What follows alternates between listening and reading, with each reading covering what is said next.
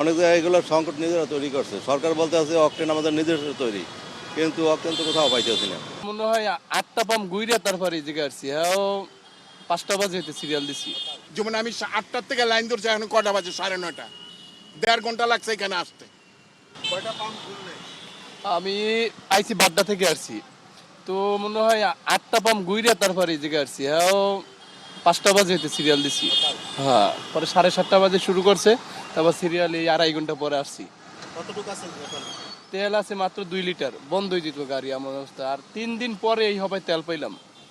কয়টা পাম না, আমরা হাতিরপোল বাজার থেকে লাইন সিরিয়াল এই পর্যন্ত আসলাম। তারপরে 2 কিলো তো হবে, 2 কিলো হবে। জি কি অবস্থা? মানে ট্রেন কি কৃত্রিম সংকট? না, কৃত্রিম না, মানে 10 লিটার করে দেয়। তাও তো আমি পরশুদিন নিছি আর আজকে আসছি তেলের জন্য। আমরা 2 দিন হয়, পরশুদিন নিছি, 2 দিন পর স্লিপও আছে।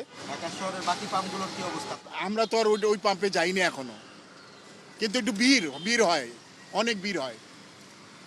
যেমন আমি 8টার থেকে লাইন ধরছি, এখন কটা বাজে? 9:30। 1.5 ঘন্টা লাগছে এখানে আসতে।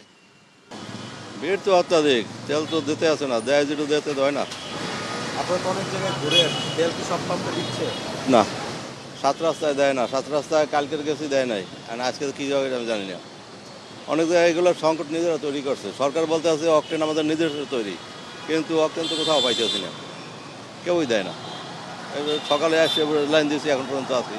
অফিসে যাবেন কই? অফিসে যাব, কাজে যাওয়া তো হয় কাজ ব্যবস্থা, এটা তো কোম্পানির চাকরি করি, তারপরে তো তেল ছাড়া তো যাওয়া যাবে না, ফিল্ডে কাজ করি। আসছি 7:30টার সময়। এখনো পান নাই তো? না না কি মনে হচ্ছে, এটা কি কৃত্রিম সংকট নাকি?